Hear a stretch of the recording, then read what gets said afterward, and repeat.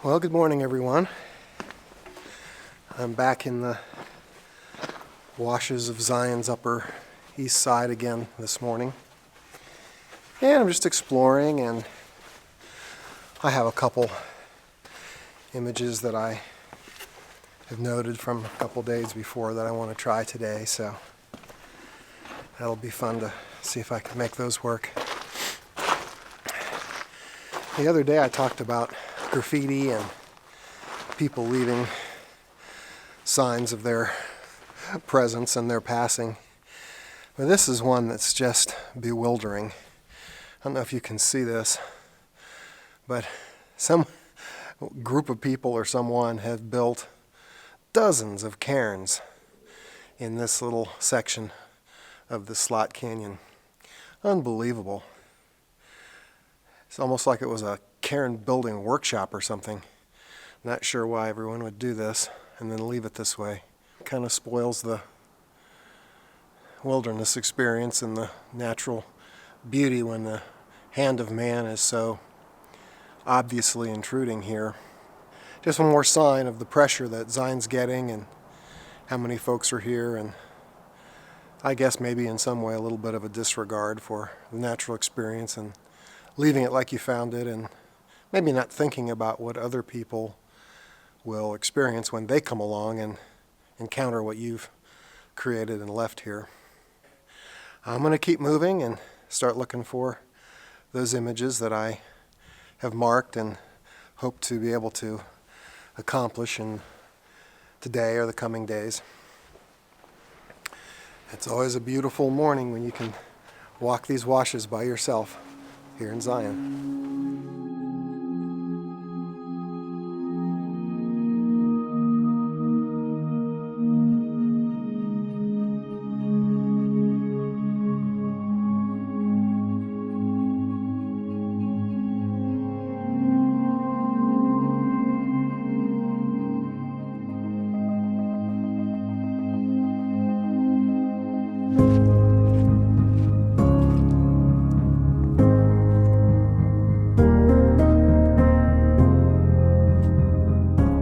So this is a scene that I photographed last year. I think I called it Hidden Passage, and I really like this thing. It's sort of a neat little cleft in the rock, and when photographed from over here, it just sort of looks like it sort of disappears back in there, and you don't know exactly where it's going, and a nice fall color.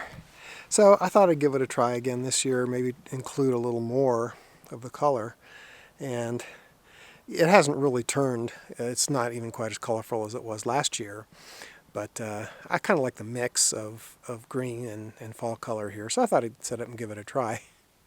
But it will not stop blowing. These little leaves just won't stop, and what's funny is it's dead calm everywhere else around me, and there's nothing else moving but these leaves right here, and I think maybe it's because, let's see if I can show you. I think it's just going, there must be wind coming right down this gully, which is the Hidden Passage. I'll have to try it another day. It's interesting, but I think I'll get packed up now and head on down canyon and see what else I can find. Well, just a few feet down the wash from the place where the leaves would just not quit rustling, I found something that absolutely wasn't moving, so that's always a good choice. This kind of goes with my Hidden Passage series, which is something that's just sort of separate from YouTube here, but I've got a number of images like this that are just sort of clefts in the rock where you kind of can't tell what's going on through that passageway, and so this one kind of fits in with that. And so I just set the view camera up with the 200mm lens and shot this as a vertical, and initially envisioned it as black and white, and it still may be, but when composing through the ground glass, the color looked so nice that I went ahead and used a piece of Elvia on it, so we'll see how that looks.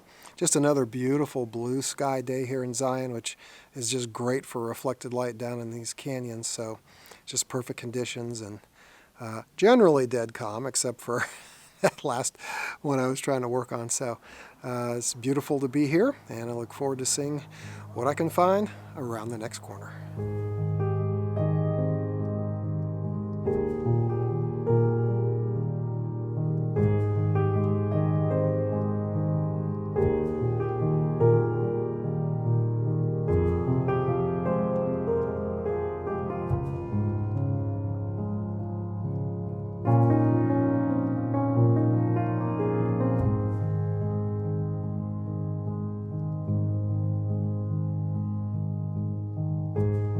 Okay, I made it to my second location that was on my list for this morning, and the pre-planning and timing worked out just right. The colorful leaves are still here and the light is really glowing. I've got this beautiful reflectors behind me just kicking nice warm light into this scene.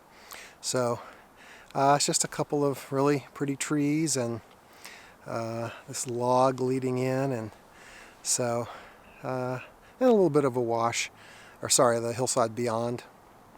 So really nice color right now, and I just used my 200 millimeter lens, a couple of sheets of Elvia. It's dead calm, so no problem with capturing everything. So now it's time to get packed up and head on down the wash and see what else I can find. The log is a little bit overexposed here, but not too bad. I was able to darken it down. And here's a case where the canyon wall behind the main subject is not too bright or distracting, like it is sometimes.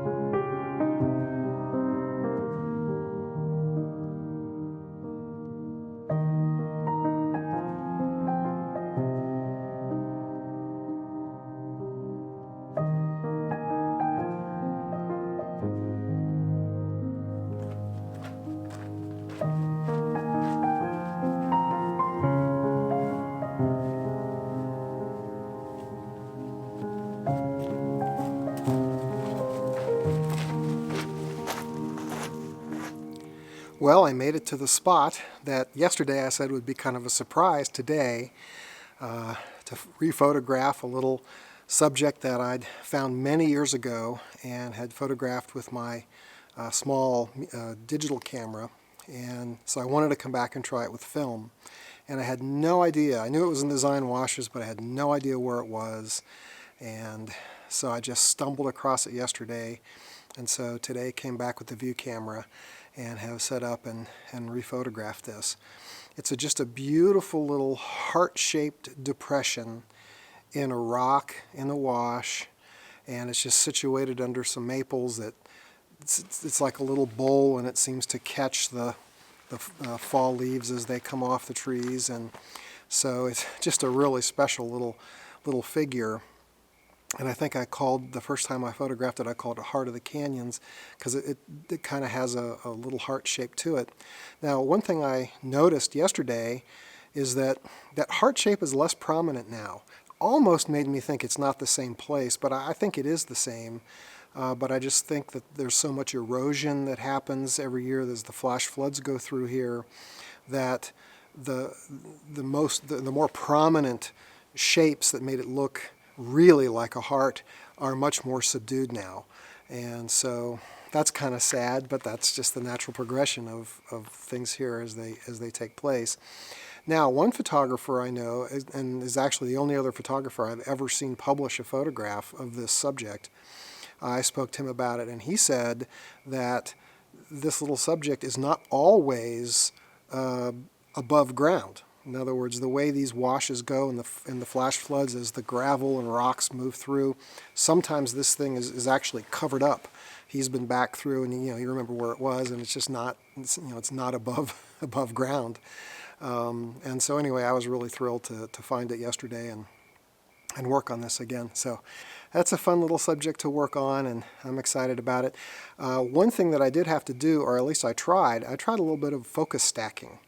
I'm pretty close to the subject. I did have to use about 2/3 of a stop of bellows extension because I'm focusing so close, and because it's a pretty deep depth of focus ranges, I decided that I would focus at several different points, even though I am stopping down to 45, but I picked 2 different focus points and did that. So we'll see how the transparencies work, and I might have to scan them both and combine them for maximum depth of field, so that'll be fun to try that.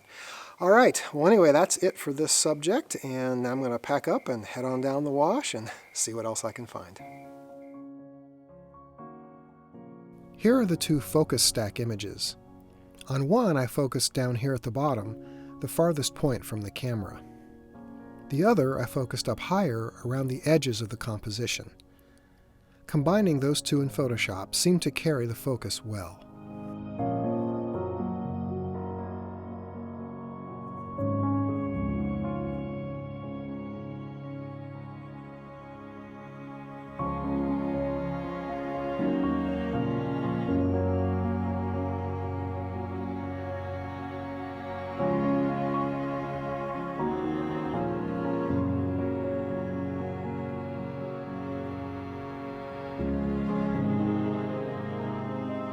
This ended up being my last image of the day. I'd worked on a number of subjects and was quite happy with the day's output. Now, in the interest of full disclosure, I did scatter those leaves in that heart-shaped depression in the rock. This is art, after all, and most photographers I know don't have an issue with creating an assemblage like this, placing one leaf just so, or scattering a handful in order to create or improve a composition, especially if one is willing to admit it. And even though it doesn't really show in this video, those colorful maple leaves had fallen to the ground very near to where I took the picture, and I could easily see leaves like this blowing into that depression naturally from time to time. If you enjoy this content and would like more information about me and my photography, please head on over to my website at scottwaltonphotographs.com. I have an ebook, annual folios, and handmade fine art prints available from locations all across the country. Thanks so much for checking that out.